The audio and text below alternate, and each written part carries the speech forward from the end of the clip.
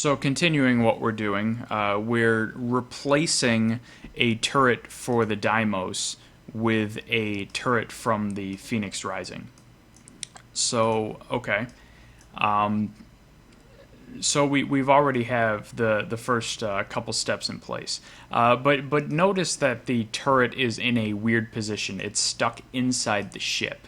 And it actually should work like this. It will just look really weird. The turret will be firing from the inside of the ship. So you want to move it to a place that looks a little nicer. So remember how to move things.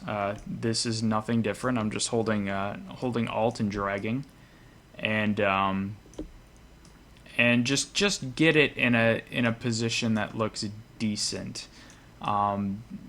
Now I don't know if you guys think that it looks a little ridiculous that we're using a turret that's so huge for the Deimos, but this is just sort of an instructional tutorial. You can put whatever turrets on whatever ships you want. So okay, so it looks like it's in a decent enough position, and everything is actually in place, but we've only done that for detail 0. Not all turrets have this, but some turrets actually have another sub-object under the next level of detail, which is detail 1. Notice how these top turrets here have little block sub-objects. Well, the Phoenix Rising also has under detail 1 a block sub-object for the for the turret base. So let's take a look at that really quick. Oh, actually, it doesn't. It doesn't have a sub-object. I thought it did. Okay, that's all right. So what we're going to do is, but notice that for turrets that do, you want to import that as well. So I'm actually glad that that was brought up. Okay, so now really all there's left to do is to test it. Now, notice I have check a couple things first before you do that. Check that this table entry matches your parallax object file. The name is the same, and everything's correct. Under turrets, make sure that the firing points are correct. Make sure that the sub-objects are labeled properly. So turret 03 is a subsystem with a field of view of 180 degrees and is a gun or a missile turret. Okay.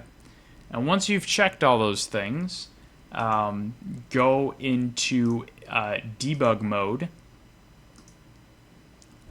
So I have a debug mode selected, and run it, and then see if it throws errors. So in this, before the intro video, it checks the tables, but you're not done yet because it hasn't actually loaded the parallax object file until you select it inside the tech room. So now that I selected in the tech room, I've actually loaded the parallax object file. Oh, the turret's not there. Here, wait a second. So I noticed there's something wrong. I didn't save the parallax object file. So now that I save the parallax object file, I go run it.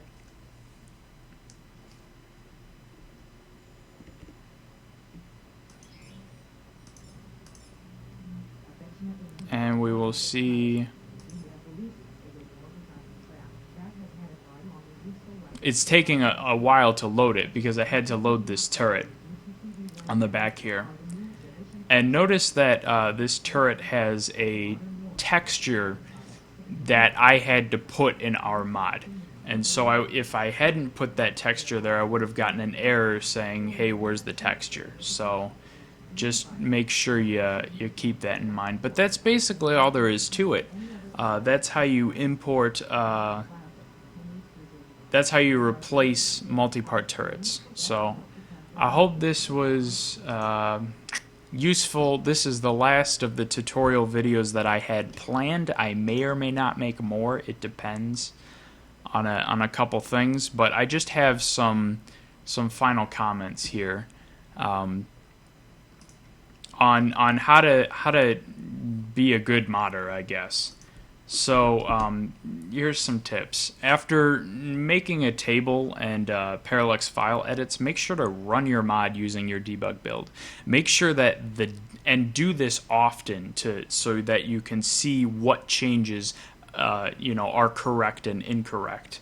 And then I just want to say that the debug build will spit out a debug log located under data. All of these are FS2 open and Fred2 open. Those are debug logs that were spit out, and they're just text files. You can just read them right there.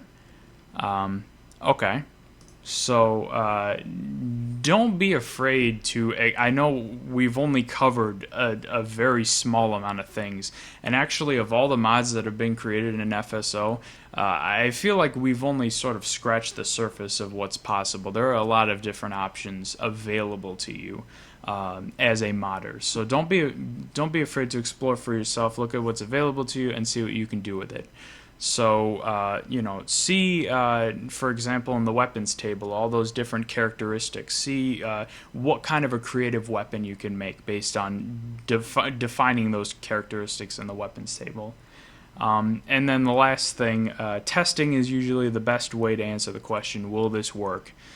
So you can make test missions in Fred and then run your mod in debug mode. So as a modder, make something, test it. Make something, test it.